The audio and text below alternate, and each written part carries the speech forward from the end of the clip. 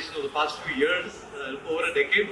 But also now you've already introduced yourself by a great question. I think we're all trying to figure out how that convergence of the Phygital is going to happen. But I think I'd like to time it to one of the most recent things that Liberty Shoes has done. The fantastic Juta Hindustani campaign. I think you've ushered in with that creative content, freshness, with influencers, with content creators across the Gen Z landscape. Actually, what was the brainchild behind that? How are you thinking about it? Because I'm sure there've been endless discussions about it, and timing it with an Independence Day campaign. I know Liberty always does something innovative at that time. Would love to hear your thoughts on that.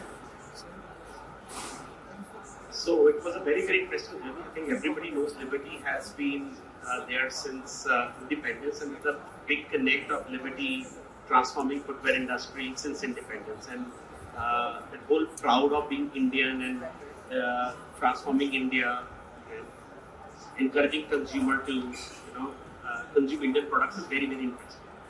The whole thought started with the old song which probably most of us have heard, Mera Juta Hai Japani. And it talked about everything is important. Mera Juta Hindustani, Patoon Englishani, and only Dil was Hindustani. And today I think we have come a long way where we are saying हमारे सारे products Indian हैं, जूता भी हिंदुस्तानी, कपड़े भी हिंदुस्तानी और दिल भी हिंदुस्तानी. And I think that's the whole theme of the campaign, where we feel privileged, proud of being Indian, making most of the products in our own factory, and encouraging Indian consumer to appreciate Indian products and feeling pride in doing it. I think the campaign was beautiful, and just to share numbers, we got almost 10 crore views on Instagram, which is huge. 2 crores on YouTube, and I think the cost, because the content was so good, the cost of view was, I think, minuscule. So I think we've used the platform beautifully to create a lot of views, and I think I will add to the question. So while as a marketing expert, I feel I was able to reach to so many people. The content was beautiful. I still feel a lot more needs to be done with that digital, I would say, agencies to the content promoters, that is it going to the right audience? Even though you sharpen your target audience, define your target audience, still I feel with the kind of number of people we reach to, the impact could have been a lot more. While the views or engagement is one impact, I'm saying having engagement of more than millions. People were talking about 6 million views. We have engagement of 6 million views, 6 million people. But I think, does it translate into just a content or leading to the brand? I think those are things which I still need to learn more, and with help of you, I would like to say how do we use that further to build on top of it. So we'll discuss more about that over breakfast tomorrow if you're kind enough. But I think very rightly said, and I'll just add to that again. I think the important aspect is to tie that. I think that was your previous question as well to Ali. How does good content, emotional content, and the reach of it result in something more long-term, more value proposition for the brand and the business, apart from content? I think we all need to get a lot better in trying to figure out not just cross-channel content consumption, because digital has higher reach, but actually it's result in the long tail. My next question is probably a little similar, because we're always talking about the connected customer. And since Liberty is such an iconic brand, traditional from a tenure standpoint, a lot of legacy, the size of the data that we have over years probably is incomparable with a lot of the brands in India, especially the recent ones. How do you see the consumer? Because we see them across devices, across mediums, across channels. Does your team also see that? Because then there is many sub-questions into that, because for a brand that is being consumed across multiple points of sale, it actually becomes more and more complex for the brand to figure out what kind of a brand persona There's a need to choose different persona for different channels. So some thought on that side, and how should brands be looking at it?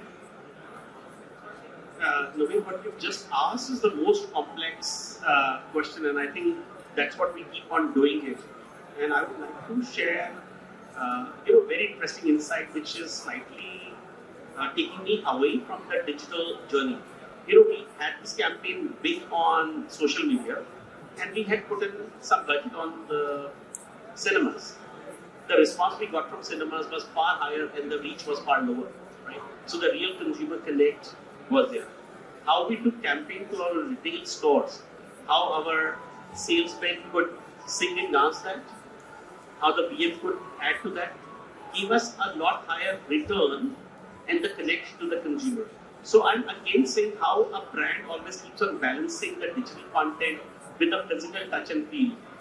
That's the most important learning, at least I have on the table. While digital is there to create noise, but for the real business, I think the real touch and feel and the real emotional connect plays a lot more important role. No, but I mean, I think very well said, because I think we should always come from all aspects of it, because a lot of us get very wired up and caught up into the vanity metrics of digital rather than the core business metrics. And I think even as relaunches, we're talking a lot more rather than digital marketing. We're talking about digitally influenced marketing. At the end of the day, if we were able to create that connect by saying, okay, what happened? Because with the Juta Hai Hindustani campaign, we did realize that even without much of it, the organic intent of the consumer was so high that it piqued their interest. We had the campaign syndicated on the website. It really led to a surge in website traffic. So, it really does mean that the consumer has the ability to research, to discover, and then to purchase across channels. And I think some of the important aspects that you've also been doubling down on is the usage of data and the usage of CRM. So if you could share some of your thoughts of how you're thinking about data, about convergence, about localization and usage, especially for a brand that is so vastly distributed across all tiers in the country. So definitely, with such a huge data, always using the data effectively and cost effectively is very, very important. I think some of our experiences on the CRM campaigns through WhatsApp marketing have been quite successful, and I think people have kind of really appreciated it. The data which we use from your search tab, I think has been very interesting. Before that, Liberty's the peak search was used to be clocked, and after the campaign it became sneakers. So, and I could see a huge spike in the data, and how I use that data not just for the online space, but also taking it as a research tool that what the consumer of Liberty really wants. What is being searched and is not really available. So it gave us a lot of insight on the analytics. And so there's a lot of things which we can do with data, and I think we can have a separate conversation on the whole data piece. And I think there's very interesting data, but how quickly use and to effective use is always a challenge. And cost effectiveness, because what I've also seen digital campaigns, the moment you're getting into hyper local things, don't become cost effective. While I would love to do the hyper local campaigns to draw footfall to stores, to do local commerce, to do quick commerce, but still, the operation part required to do so, and the cost effectiveness is still a challenge. How ultimate relaunchers could make it more relevant, looking at putting 500 stores together and how to make it cost effective is something we need to work on. So you actually used one of the buzzwords already for my next question, which is quick commerce. What's your view? I think your view is a little debatable as well on quick commerce. I think so. Does the customer have a need for something, let's say, in fashion? Is it category specific? How quick is quick? Is that the new wave of customers? Is a lot more impatient? Is it more a supply side SOP that is spoiling the customer? Is it tougher and costlier for the brands? What's your thought of the overall quick commerce revolution?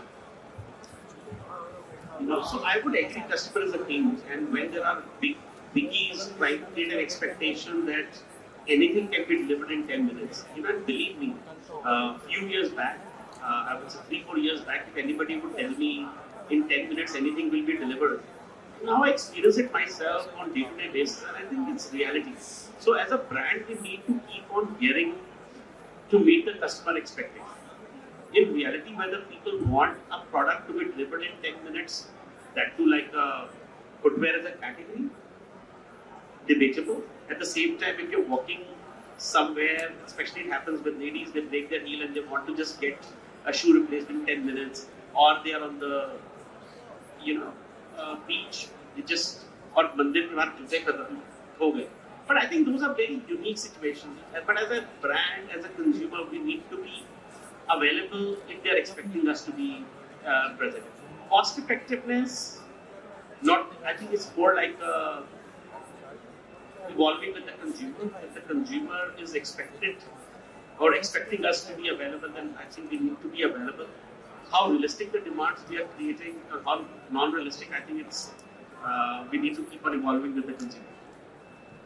I think, yes. I mean, over time we thought that a lot of categories wouldn't be quick commerce, kind of friendly. But then, as you use more of it as a consumer, the use cases start becoming a little more evident. Whether it's traffic, whether it's rains, people are, staying somewhere else, they can't get back, flip-flops, athleisure, next day's gym wear.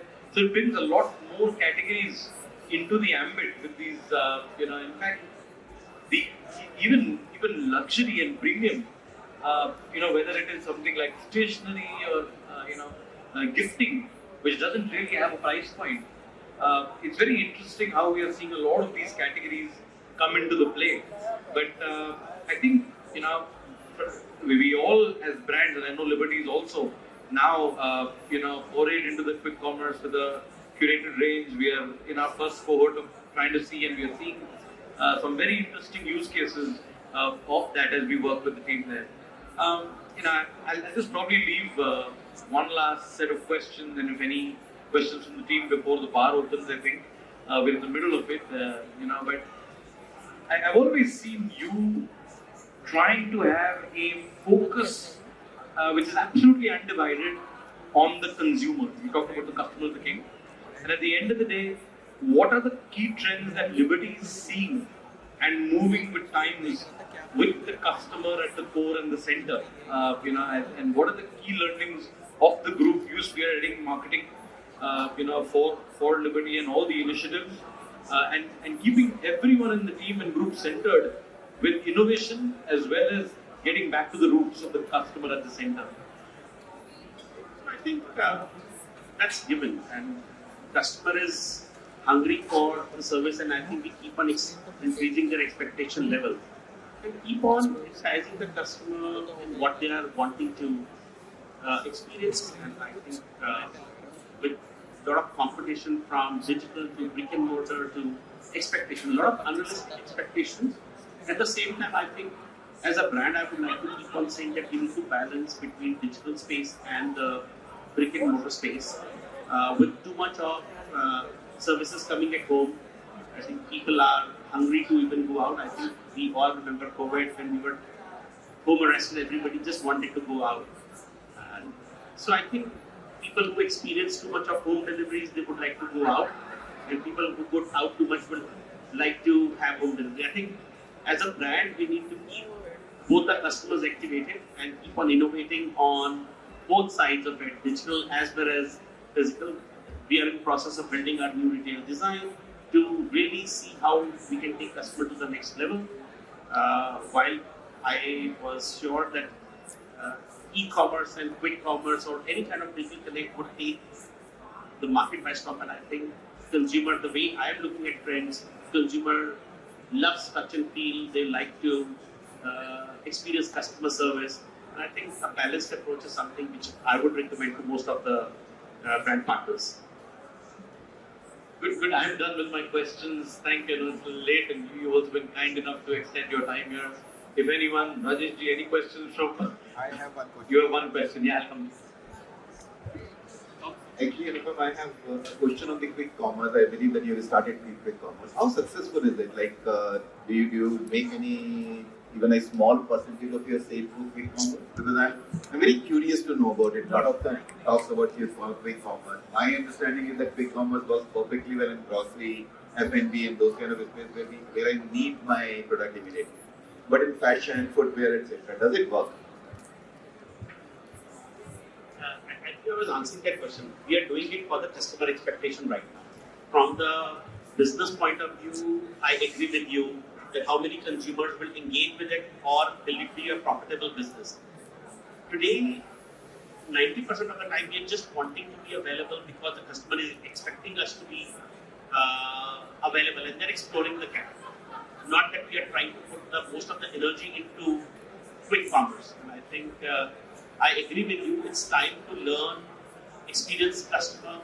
But today, people are ordering. I was not expecting that people will order even quick commerce sitting on the dining table. Acha ketchup dee do, chalo ketchup bana dete. By the time, you know. So it's customer is really evolving, and I think we don't know. But I'm a firm believer that the brick and mortar will be the king most of the time in quick commerce, and e-commerce are definitely supportive businesses, and they'll keep on continuing because some Gen Z's customer would just like that convenience, and you have as a brand be available for them. Thank you so much, Anupam and everyone. We'll just hand it over to you. Much appreciated as always.